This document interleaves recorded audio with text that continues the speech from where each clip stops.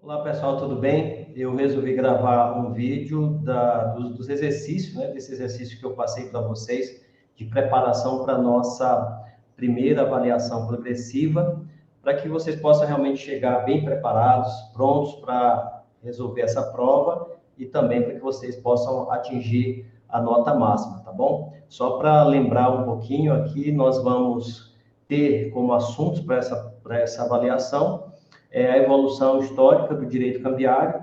Nós começamos a disciplina de empresarial 2 com o direito cambiário. Então, a gente vai trabalhamos a evolução histórica, a legislação que é aplicada ao direito cambiário, trabalhamos os principais conceitos, as características e a classificação dos títulos de crédito e falamos também dos princípios relacionados ao título de crédito. Falamos dos títulos típicos e atípicos e entramos nosso penúltimo assunto. A gente começou a falar sobre os atos cambiários como o endosso, o aval e a partir do estudo sobre os títulos específicos como a letra de câmbio e a nota promissória, nós falamos na letra de câmbio sobre a apresentação, o aceite e a ação cambial e o protesto, Aliás, o protesto nós tratamos quando estávamos falando sobre a constituição e exigibilidade do crédito tributário. Bom, você pode acompanhar tudo isso lá no planejamento da disciplina, as aulas que foram ministradas até semana passada, e a gente encerrou com nota promissória. E eu deixei, então, um exercício para vocês, que eu vou compartilhar aqui, para a gente ir resolvendo um por um, tá bom? Ficar mais fácil, e aí a gente vai fazer alguns comentários para que fique bem sedimentado aqui as explicações, tá? Então, vou começar aqui falando com vocês. A primeira questão Procurador do Estado do Amazonas, 2016, no que concerne ao direito empresarial em sentido amplo, julgue o item a seguir. A doutrina relativa ao direito cambiário trata do princípio da abstração, um princípio derivado do princípio derivado do princípio da autonomia, que destaca a ligação entre o título de crédito e o fato jurídico que deu origem, à obrigação que ele representa. Muito bem, então, essa questão, será que ela está certa ou está errada? Bom, primeiro a gente precisa remeter ao Código Civil, que define lá no artigo 887, então vai ser aqui, ó, artigo 887, tá? Você vai procurar aí no seu código. Ele fala que os títulos de crédito são um documento necessário ao exercício do direito literal e autônomo nele contido. Então, a primeira, o que eu quero destacar, nesse conceito que traz o artigo 887, que o título de crédito ele é um documento necessário para o exercício do direito literal e autônomo nele contido. A gente fez essa discussão, trouxe essa discussão doutrinária, O direito não está contido no título, mas ele faz uma referência a esse título. E ele somente produz efeito quando ele preenche os requisitos da lei. Então, esse dispositivo, artigo 887, ele traz os 3 princípios do título de crédito. Os 3 princípios que são base para o título de crédito, que é a cartularidade, a literalidade e a autonomia. Assim, pessoal, nós temos, entre esses 3 princípios, o princípio da autonomia. E ele atribui ao título de crédito essa natureza de um documento que é constitutivo do direito que está contido nesse título. Então, ele é um título autônomo, originário e completamente desvinculado da relação que lhe deu origem. Mas, veja só, dentro do princípio da autonomia, nós falamos que temos alguns subprincípios. E entre estes, nós temos o princípio da abstração e o princípio da independência e a inoponibilidade das exceções pessoais ao terceiro de boa-fé. Então, o princípio da abstração, conforme o próprio enunciado está dizendo aqui, ele está relacionado à ligação, olha aqui, ó, está relacionado à ligação entre o título de crédito e o fato jurídico. Isso aqui é o nosso, né, princípio da abstração. Então, você pode, a partir do que está na literalidade do título, que está ali contido no título, você tem o fato jurídico, que é o crédito que aquele título transmite para o portador, para a pessoa que é o credor, tá certo? Então, nós temos o princípio da abstração como subprincípio do princípio da autonomia. Então, o nosso gabarito aqui está certo, tá, pessoal? Vamos para a segunda. Procurador do Estado da Bahia, 2014, em relação aos títulos de crédito, julgue o item subsequente.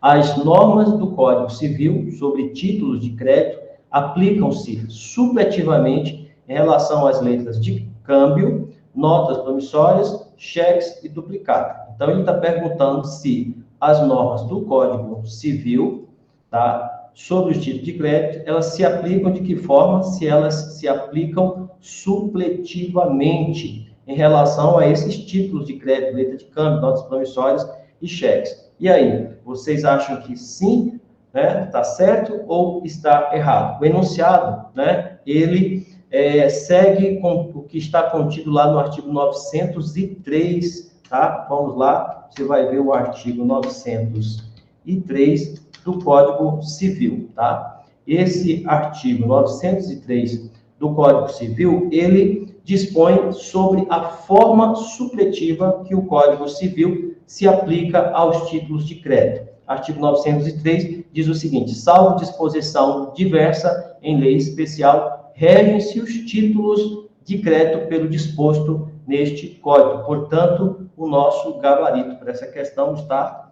correto também, tá, pessoal? Correto. Vou tudo colocando aqui de vermelho, tá? Vamos para a terceira. Na lista legislativa, 2014, a respeito dos títulos de crédito, julgue o item subsecutivo, né?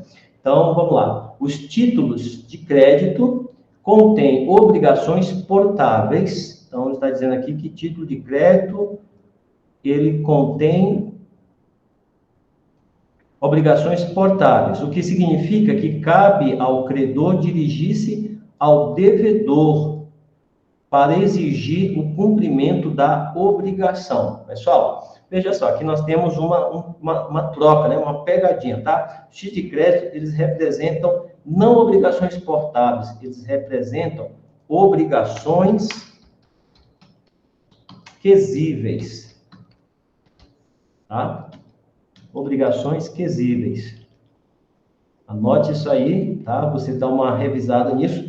Mas o que são essas obrigações quesíveis, professor? São aquelas obrigações em que cabem ao credor dirigir-se ao devedor para receber a quantia e importância devida. Então, a segunda parte está correta, né? Cabe ao credor dirigir-se ao devedor para exigir o cumprimento da obrigação, só que não são obrigações portáveis, são obrigações quesíveis, tá certo? E também, pessoal, a emissão do título e a sua entrega ao credor, ela tem uma regra, que é a natureza pró-solvendo. Então, recomendo que vocês busquem aí fazer um estudo sobre esse tipo de natureza, né? Natureza pró-solvendo, tá? E o que ela não implica, vou colocar aqui para vocês, ó, não implica em inovação. O que significa, pessoal, é o seguinte, que no que se refere, então, a essa relação jurídica que deu origem ao título, a relação jurídica que originou o título, ela não irá se confundir com a relação cambiária que está representada pelo título, tá? Então, uma coisa foi a relação jurídica que deu origem ao título. E uma vez que o título é transmitido, essa relação, ela não está ligada, né, à relação anterior. Então, dê uma estudada sobre a natureza pró-solvendo, tá? Isso aqui é muito importante para você poder compreender direitinho aqui essa parte que nós estamos tratando sobre a natureza são obrigações quesíveis e são obrigações também, obrigações quesíveis e obrigações portáveis, tá? É bom você dar uma olhada nisso aqui. Vamos, então, seguir em frente para a gente poder fazer essa avaliação melhor, tá? Vamos para a próxima. A próxima é defensor público, Estado de Pernambuco. Com referência ao protesto de títulos e à obtenção de empréstimo mediante emissão de debêntures, julgue o item que se segue, considere a seguinte situação hipotética. Em decorrência de dívida oriunda de título de crédito sacado contra uma sociedade empresária, o credor protestou o citado título. Em razão da ausência, já vamos grafando aqui, no momento da intimação dos sócios e do administrador do sócio, e do administrador não sócio, um empregado dessa sociedade recebeu a intimação. Nessa situação, para a validade da intimação do citado protesto, conforme preconiza a legislação, e aqui eu já quero atentar, que você atente, que é necessário você saber qual é a lei, qual é a legislação ligada ao protesto, porque nós tratamos disso na aula anterior.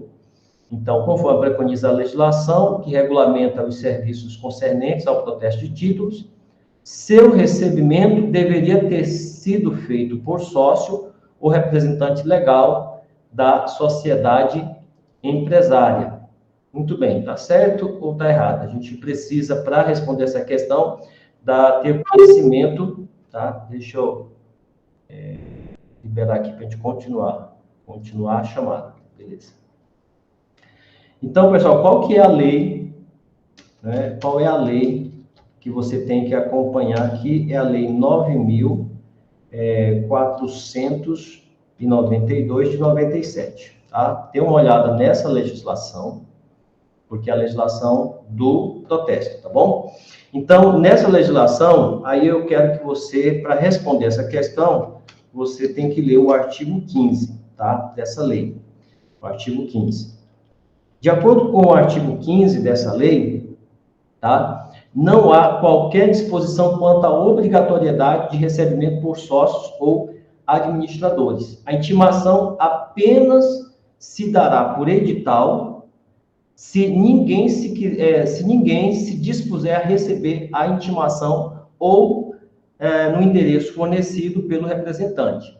Então, esse artigo, temos que ressaltar que não há nenhuma obrigatoriedade de recebimento por sócios ou administradores. Então, o artigo 15, ele diz que a intimação será feita por edital se a pessoa indicada para aceitar ou pagar for desconhecida, sua localização incerta ou ignorada, for residente ou domiciliária fora da competência territorial do tabelionato, ou ainda ninguém se dispuser a receber a intimação no endereço fornecido pelo representante. Então, não traz nenhuma obrigatoriedade que tem que ser o sócio ou representante. Se ninguém aceitar receber a intimação, se todos se recusarem, se o endereço é incerto, então será por edital. Então, esse gabarito aqui, tá, da nossa questão número 4, está errado. Tá? Beleza? Espero que você esteja aí acertando tudo, tá, pessoal? Lá, eu estou vendo aqui que o terceiro, eu não marquei, né? O terceiro aqui, vamos marcar. O terceiro também está errado. Tá? Beleza. Vamos seguir para a quinta pergunta. Procurador do Estado da Bahia, em relação aos títulos de crédito, julgue o item subsequente. Eu acho que a palavra anterior estava escrita errada, era subsequente. Eu até fiquei aqui tentando ler essa palavra, que foi no terceiro, né? Aqui, ó. Estava meio confuso aqui, eu tentei ler, mas vamos seguir. Então, aqui, ó. O endosso posterior ao protesto por falta de pagamento produz apenas os efeitos de cessão ordinária de créditos, tá? Gente, o endosso posterior ao protesto por falta de pagamento produz apenas os efeitos de cessão ordinária de créditos, né? Bom, o comentário aqui é o seguinte, o enunciado, ele está correto. Por quê? Porque uma vez que está de acordo com o artigo 20 de qual lei, hein? 20, vamos lá, você vai lembrar que essa lei aqui você precisa estudar, a LUG, né?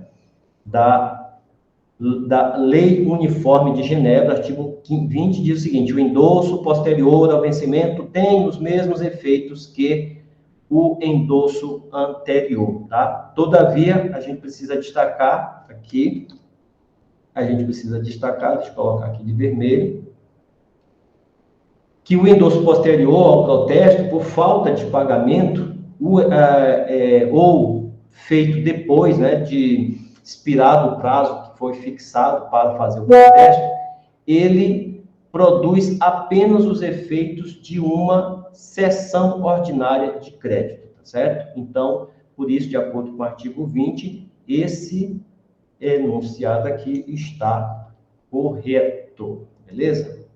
Então, vamos agora para a questão número 6. O que diz aqui a nossa questão número 6, pessoal? Então, aqui, analista legislativo, a respeito do título de crédito, julgue o item subsectivo, né? Diz o seguinte, presumem-se simultâneos os avais em branco e superpostos. Muito bem, presumem-se simultâneos os avais em branco e superpostos. Pessoal, o enunciado, ele repete o texto que está contido numa súmula. Você vai baixar aí essa súmula, que é a súmula 189 do STF, tá bom? Vou deixar aqui em vermelho, súmula 189, que trata do aval, tá bom? E trata do aval em branco. Aí diz o seguinte, avais em branco e superpostos consideram-se simultâneos e não sucessivos. Consideram-se simultâneos e não sucessivos. Então, você tem dois avais em branco, a pessoa não identificou, ok? Então, considera-se como se ele fosse simultâneos. Os dois estarão valendo, então. Então, essa questão está correta, e aí fica para acrescentar ao seu estudo a súmula 189. Vamos agora para a 7ª questão, análise legislativa, a respeito dos títulos de crédito, julgue o item subsectivo. Os títulos de crédito com cláusula não à ordem, vou destacar aqui, cláusula não à ordem, não podem circular por endosso, devendo circular mediante cessão de crédito, que deve ser assinada pelo cedente e pelo cessionário. Nesse caso, exige-se notificação do devedor e não há transferência de direitos autônomos. Então, os títulos de crédito com cláusula não à ordem não podem circular por endosso, devendo circular mediante cessão de crédito, que deve ser assinada pelo cedente e pelo cessionário. Nesse caso, exige-se notificação do devedor e não há transferência de direitos autônomos. Bem, o artigo que você vai encontrar essa resposta, tá? É o artigo 11 da LUG, tá bom? Então, você abre aí o artigo 11 da LUG. Ele diz o seguinte, quando o sacador tiver inserido na letra as palavras não à ordem ou uma expressão equivalente, né, a letra só é transmissível pela forma e com os efeitos, de uma cessão ordinária de crédito. Então, ele está... Aí, vocês lembram que nós destacamos que no Código Civil essa cláusula seria considerada não escrita. Então, vimos a diferença entre o que diz a LUG, né, a Lei especial e o que diz o Código Civil, e que prevalece aqui o artigo 11 da Lei Uniforme.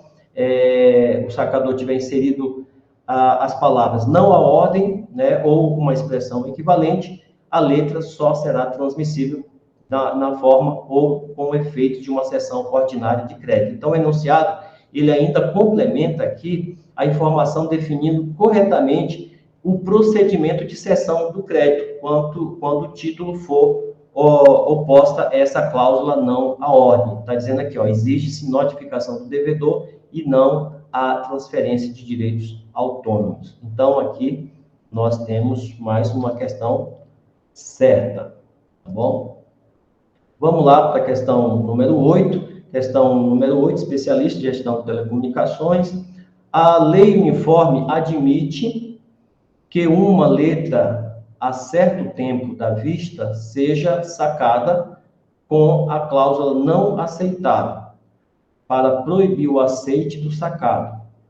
Consequentemente, a apresentação dessa letra ao sacado poderá ser feita apenas na data do seu pagamento, tá? E aí eu quero que você lembre que foi um dos assuntos que a gente já tratou no finalzinho da aula, e aí todo mundo já está meio cansado, mas é bom você voltar ali na leitura da LUC para tratar exatamente sobre essa questão dos prazos, tá bom? Então, é o seguinte, o enunciado, ele nos leva ao artigo 23 da LUC, tá certo? Vamos lá, artigo 23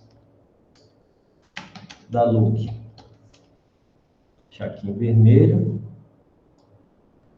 Ele dispõe sobre o prazo, artigo 23 dispõe sobre o prazo de apresentação a aceita, né, e aceite das letras de câmbio, né, a certo termo de vista. Então, você vai encontrar assim, as letras a certo termo de vista devem ser apresentadas ao aceite dentro do prazo de 1 ano das suas datas. Então, dê uma lida aí nessa parte que tem os prazos e que tem os termos, tá certo? Se é à vista, se é a partir de uma determinada data, você vai encontrar nesse artigo 23. Então, essa questão aqui, tá? Vou até colocar para cá, está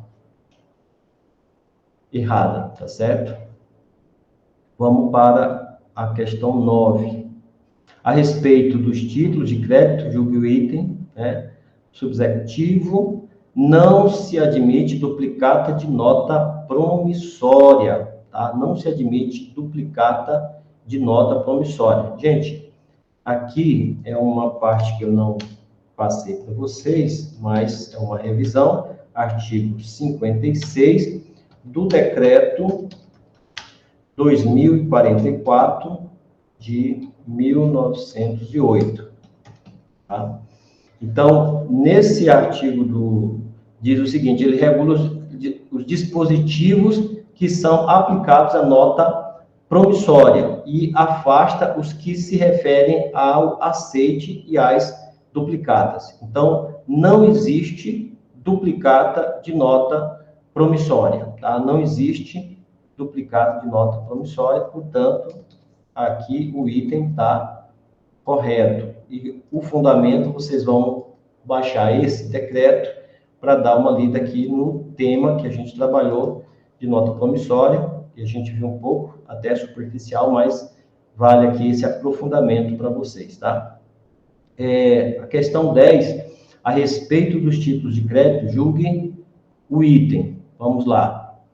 Em se tratando de aval parcial, estamos falando aqui de aval parcial, admitido em duplicatas mercantis, poderá o avalista garantir o pagamento de apenas uma parte da obrigação constante do título. Aval parcial, a gente falou sobre isso, né? Se era possível o aval parcial. Bom, em regra, o aval parcial ele não é permitido, né? Conforme está determinado no artigo 897 do Código Civil. Então, vamos lendo aqui, o artigo 897 do Código Civil. Em regra, ele não é permitido. Porém, o artigo, e aí você tem que combinar com o artigo 30 da LUG, certo? O artigo 30, opa, coloquei errado aqui. Esse artigo diz o seguinte: o pagamento de uma letra pode ser no todo ou em parte garantido por aval. Então, essa garantia é dada por um terceiro ou mesmo por um signatário da letra. Então, de acordo com a LUG, está correto. Tá? Vocês estão vendo aí que é muito importante vocês estudarem a LUG para poder responder as questões da prova, tá bom? E o material compartilhado, o material do caderno também, tá bom? Então, vamos para a próxima aqui, a 11ª. Sobre títulos de crédito, analise as afirmativas a seguir. Nos títulos de crédito ao portador, título de crédito ao portador, a prestação é devida, ainda que o documento tenha em circulação, ainda que o documento tenha entrado em circulação contra a vontade do emitente. Então, essa é a questão 11ª. Bom, aqui você vai para o artigo 905 do Código Civil, diz o seguinte: o possuidor de título ao portador tem direito à prestação nele indicada, mediante a sua simples apresentação ao devedor. Parágrafo único. A prestação é devida ainda que o título tenha entrado em circulação contra a vontade do emitente. Então, o título ao portador garante àquela pessoa que está portando o título exigir o crédito nele contido, tá certo? Então, o título de crédito ao portador, a prestação é devida ainda que o documento tenha entrado em circulação contra a vontade do emitente. Então, pessoal, ó, essa questão também está correta, né? Vamos para a 12ª, auditor fiscal da Receita Municipal, 2010. Em relação aos títulos de crédito, aquele que possui um título ao portador pode exigir o cumprimento da prestação nele indicada. Entretanto, se o título entrou em circulação contra a vontade do emitente, a prestação já não é mais válida. Bom, daí está errado, que é a explicação mesma anterior, né? O título ele está nas mãos do portador, então também por essa razão ele pode exigir a prestação devida no título. Aliás, ainda que o título circule contra a vontade, ainda assim esse título ele deverá ser pago nos termos do artigo, vou botar aqui,